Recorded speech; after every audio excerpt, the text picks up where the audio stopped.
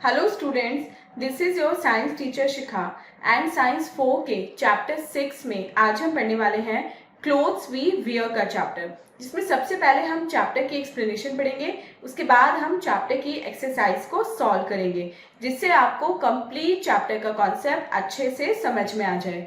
So without wasting any more time, let's get started.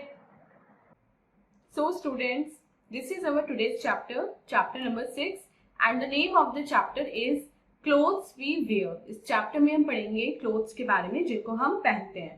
तो सबसे पहले चैप्टर एट ए ग्लांस में देखते हैं आज हमें कौन कौन से टॉपिक पढ़ने हैं। Clothes, our need, fibres and their types, clothes and culture, clothes and profession and taking care of clothes. ये पांचों टॉपिक आज हम अपने इस चैप्टर में कवर करेंगे। सबसे पहले इंगेज सेक्शन में देखते हैं आज हमें कौन सी एक्टिविटी परफॉर्म करनी है। Take the summer clothes. अब यहाँ पे कुछ समर क्लोथ्स गिवन है। Take the winter clothes and take the rainy season clothes. ये आपको 3 रो गिवन है। अब आपको फर्स्ट रो में से जो समर क्लोथ्स है उनको टिक करना है, सेकेंड रो में से विंटर क्लोथ्स को टिक करना है एंड थर्ड रो में से आपको उन क्लोथ्स को टिक करना है जो आप रेनी सीजन में यूज करते हैं या पहनते हैं। तो चलिए student main chapter reading start करते हैं। किसी भी ह्यूमन बीइंग की 3 बेसिक नीड होती हैं, फूड, शेल्टर एंड क्लोथ्स। अब फूड के बिना हम सर्वाइव नहीं कर पाते, शेल्टर के बिना या क्लोथ्स के बिना हम अपनी प्रोटेक्शन नहीं कर पाते चेंजिंग वेदर कंडीशन से एंड दूसरी और चीजों से। तो क्लोथ्स हमारी one of the basic need में से एक है। हमारी कंट्री के डिफरेंट पार्ट्स में डिफरेंट टाइप्स ऑफ पीपल रहते हैं और वो different types of clothes he wear करते हैं।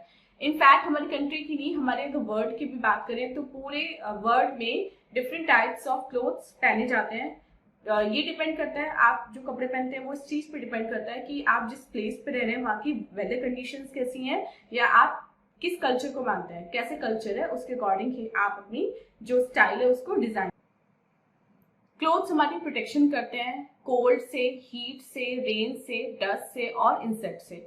हम विंटर्स में वुलन क्लोथ्स पहनते हैं जो हमारी कोल्ड से प्रोटेक्शन करते हैं। समर में हम लाइट कॉटन क्लोथ्स पहनते हैं जो स्वेट को एब्जॉर्ब करते हैं और हमें हार्श जो सन रेज होती है उससे हमारी प्रोटेक्शन करते हैं।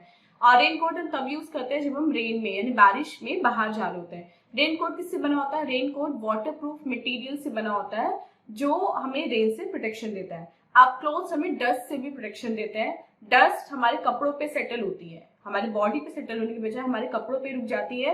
इसलिए हम देखते हैं कि हमारी शर्ट के जो कॉलर है या कफ्स हैं या फिर व्हाइट कलर की जो शर्ट्स हैं या कपड़े होते हैं वो जल्दी गंदे दिखाई देने लगते हैं क्योंकि वो धूल, मिट्टी और जर्म से इन्फेक्टेड होते हैं।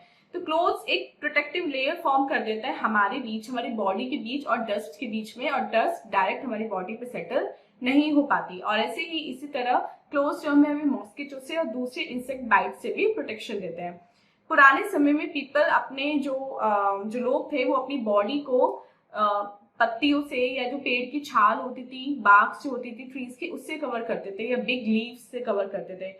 धीरे धीरे उन्होंने फैब्रिक बनाना सीखा यानी कि धागा बनाना सीखा और धागे को स्टिच करके बुन के उन्होंने क्लोथ बनाना सीखा। तो नेक्स्ट टॉपिक में अब हम ये पढ़ेंगे कि फाइबर्स कितने टाइप के होते हैं, फाइबर्स एंड देयर टाइप।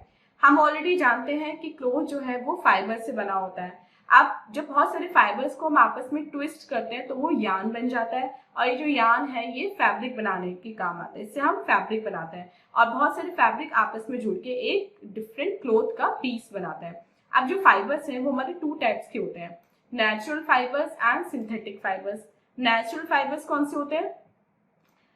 जैसे कि नेम से पता चल रहा है नेचुरल, जो हमें नेचर से मिलते हैं वो होते हैं नेचुरल फाइबर्स। और ये फाइबर्स या तो हमें प्लांट से मिलते हैं या एनिमल से मिलते हैं, जैसे कॉटन, जूट, फ्लेक्स और हेम्प, ये सब प्लांट फाइबर्स हैं। और on the other hand wool, silk, ये सब हमारे एनिमल फाइबर्स हैं, ये हमें एनिमल से मिलता है। नेक्स्ट बात करते हैं सिंथेटिक फाइबर्स की। Synthetic fibres man made fibre होते हैं और ये नेचर में नहीं होते, ये हम बनाते हैं। ह्यूमन बीइंग इनको इंडस्ट्रीज में, फैक्ट्रीज में केमिकल की हेल्प से बनाते हैं, जैसे nylon, rayon, Lycra and polyester, ये सब हमारे सिंथेटिक फाइबर होते हैं। ये आर्टिफिशियली प्रोसेस किए जाते हैं, प्रिपेयर किए जाते हैं और डिफरेंट क्वालिटीज के होते हैं। ये वाटरप्रूफ होते हैं, स्ट्रेचेबल होते हैं, रिंकल फ्री होते हैं। और सिंथेटिक फाइबर के लेकिन अपने कुछ नुकसान भी होते हैं। ये ज्यादा स्वेट एब्जॉर्ब नहीं कर पाते और इनमें बहुत जल्दी आग लगने का मतलब ये बहुत तेजी से आग पकड़ते हैं। हम किसी भी कल्चर को आइडेंटिफाई करते हैं वहाँ के किसी पर्सन को देख के जो क्लोथ्स उसने पहने होते हैं। इसी तरह हम वहाँ किसी भी पर्सन की जॉब को भी आइडेंटिफाई कर लेते हैं ये देख के कि उसने किस टाइप की यूनिफॉर्म पहनी हुई है। तो अब नेक्स्ट टॉपिक में हम यही पढ़ेंगे क्लोथ्स एंड कल्चर। क्लोथ्स और कल्चर कैसे आपस में इंटरलिंक करते हैं। जो पीपल हैं वो डिफरेंट टाइप्स ऑफ क्लोथ्स पहनते हैं। ये क्लोथ्स डिपेंड करते हैं उनकी क्लाइमेट पे और कल्चरल ट्रेडिशन पे जहाँ पे वो रहते हैं। फॉर एग्जाम्पल जो जम्मू एंड कश्मीर के लोग होते हैं वो थिक लॉन्ग ड्रेस पहनते हैं जिसको बोलते हैं फिरन। केरला की जो ट्रेडिशनल ड्रेस होती है वो होती है मुंडू मेल्स के लिए एंड नेरियाथु जो वुमेन पहनती हैं। और इनमें से कुछ ट्रेडिशनल क्लोथ्स जो है वो नेशनल ड्रेसेस भी बन चुकी हैं, जैसे किमोनो नेशनल ड्रेस है जापान की, हैंबॉक कोरिया की एंड जो साड़ी है वो नेशनल ड्रेस है किसकी, इंडिया में विमेन की। Clothes and profession. अब क्लोथ्स और प्रोफेशन कैसे आपस में एक दूसरे से लिंक करते हैं। People different types of clothes पहनते हैं अकॉर्डिंग टू देयर जॉब्स और प्रोफेशन। जॉब करने वाले और जो प्रोफेशनल लोग होते हैं उनकी पर्टिकुलर यूनिफॉर्म होती है, जैसे लॉयर्स ब्लैक कोट पहनते हैं, doctor and nurses white coat पहनते हैं और जो स्टूडेंट होते हैं वो अपनी स्कूल की यूनिफॉर्म पहनते हैं। नेक्स्ट टॉपिक में पढ़ते हैं taking care of clothes. Clothes की हम टेक केयर कैसे करते हैं। स्मार्ट लगने के लिए, नीट एंड टाइडी लगने के लिए हमें clean and well iron clothes पहनने चाहिए। अब हमें अपने क्लोथ्स की प्रॉपर केयर करनी चाहिए और उन्हें गुड कंडीशन में रखना चाहिए जिससे वो लंबे समय तक हमारे साथ रहें। तो इसके लिए कुछ स्टेप्स हैं। क्लोथ्स को हमें अच्छे से धोना चाहिए गुड क्वालिटी डिटर्जेंट और सोप के साथ, और कलर्ड क्लोथ्स को हमें शेड में सुखाना चाहिए जबकि व्हाइट क्लोथ्स को हमें सन में सुखाना चाहिए, डायरेक्ट सनरेज उसमें आनी चाहिए। वुलन और सिल्क क्लोथ्स जो है वो बहुत ज्यादा डेलिकेट होते हैं, या तो उनको हमें ड्राई क्लीन कराना चाहिए या फिर किसी माइल्ड डिटर्जेंट में उनको धोना चाहिए। और वुलन और सिल्क क्लोथ्स रखते समय हमें मोथ बॉल या ड्राइड नीम लीव्स रखनी चाहिए जिससे उनमें इंसेक्ट ना लगे, कोई सिल्वर फिश या मॉथ टाइप का इंसेक्ट उनको ना खाए। कॉटन क्लोथ्स हमेशा आयरन करने चाहिए पहनने से पहले क्योंकि कॉटन में बहुत जल्दी रिंकल्स पड़ते हैं। एंड हमें अपने जो फटे कपड़े होते हैं उनको ठीक कर लेना चाहिए और जो हमारे टूटे हुए बटन होते हैं उनको भी ठीक करके पहनना चाहिए। ऐसे नहीं होना चाहिए कि आपके शर्ट के बटन या टी शर्ट के बटन टूटे हुए और आप ऐसे पहन के उनको निकल गए। तो ये थे कुछ तरीके जिनसे हम अपने क्लोथ्स को की देखभाल कर सकते हैं। चलिए स्टूडेंट अब चलते हैं अपने एक्सरसाइज सेक्शन की तरफ और देखते हैं एक्सरसाइज सेक्शन में आज हमें कौन कौन से क्वेश्चंस मिले। First is which of these fibres is obtained from plant. Plant से हमें क्या मिलता है, hemp. Second, which of these is the traditional dress of Korea, hanbok? Third, which of these does not absorb sweat? Wool. Fourth, which of these clothes are very delicate? Silk clothes. Fifth, our clothes protect us from dust and insect bites. See both A and B. B देखते हैं, right, true or false? Synthetic fibers are obtained from nature. False. Second, cloth is made from fibers. True.